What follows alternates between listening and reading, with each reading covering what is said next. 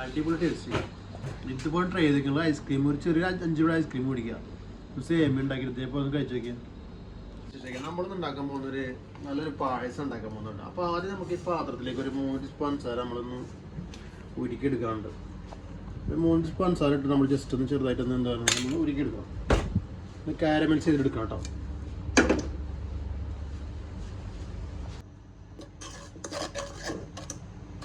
അപ്പോൾ നമ്മൾ ഈ സമയത്ത് ചെറിയ തീയിൽ വെച്ചിട്ട് വേണം കേട്ടോ അതൊന്നും ഇങ്ങനെ റോസ്റ്റ് ചെയ്തെടുക്കാൻ. കാരണം അല്ലെങ്കിൽ തീ കൂടിക്കഴിഞ്ഞാൽ ചിലപ്പോൾ കരിയാൻ ചാൻസ് ഉണ്ട്. അപ്പോൾ നമ്മൾ ചെറുതായിട്ടൊന്ന് റോസ്റ്റ് ചെയ്തെടുക്കുക.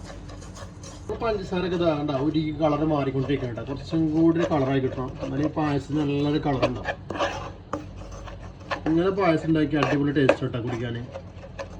കുറച്ച് വെള്ളം ഒഴിക്കട്ടെ നമുക്ക് ഇതിലേക്ക്. സേമിയൊക്കെ നല്ല പാലൊക്കെ നല്ല തിളച്ച് വന്നിട്ടിരിക്കുന്നുണ്ട്.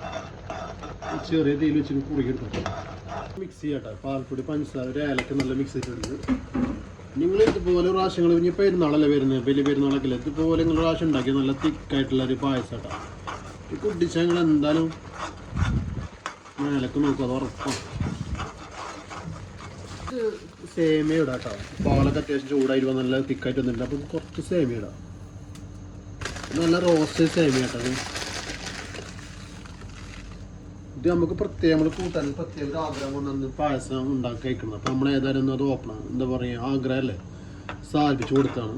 അതൊന്നും പ്രത്യേകിച്ച് ആളൊന്നുമില്ല. അപ്പോൾ ഏതായാലും പായസം കുടിച്ചിരിക്കാമെന്ന് വിചാരിച്ചു. നമ്മൾ തിളപ്പിച്ച് ഏകദേശം റെഡി ആയിട്ടുണ്ട്. അപ്പോൾ നമുക്ക് കുറച്ച് അണ്ടിപ്പരിപ്പ് മുന്തിരി ഉണ്ടാവുമെന്ന് നമുക്കൊന്ന് എന്താ പറയുക നെയ്യിലൊന്ന് ചൂടാക്കിയതിന് ശേഷം ഇടുക. അപ്പോൾ ആദ്യം നമ്മൾ ഇതേപോലെ പാത്രം വെച്ചിട്ടുണ്ട്.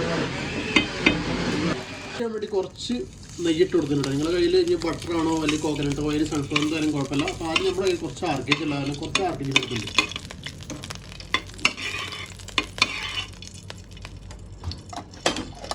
അണ്ടിപ്പരിപ്പ് മുന്തിരി ഇട്ട് കൊടുക്കുക.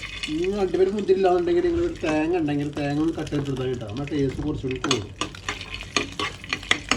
അപ്പോൾ നമുക്കിവിടെ തേങ്ങ ലഭ്യമില്ലാത്തതുകൊണ്ടാണ് കുറച്ച് അണ്ടിപ്പരിപ്പ് റോസ്റ്റ് ചെയ്ത് ഇട്ട് കൊടുക്കുക. നമ്മൾ റോസ്റ്റ് ചെയ്ത കാഷ്യൂനട്ട് അണ്ടിപ്പരിപ്പൊക്കെ നമുക്ക് ഇട്ട് കൊടുക്കാം. ഓക്കെ,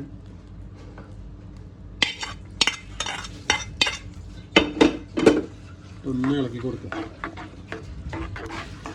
ഫൈനൽ നമ്മുടെ പായസം റെഡിയിട്ടാണ്.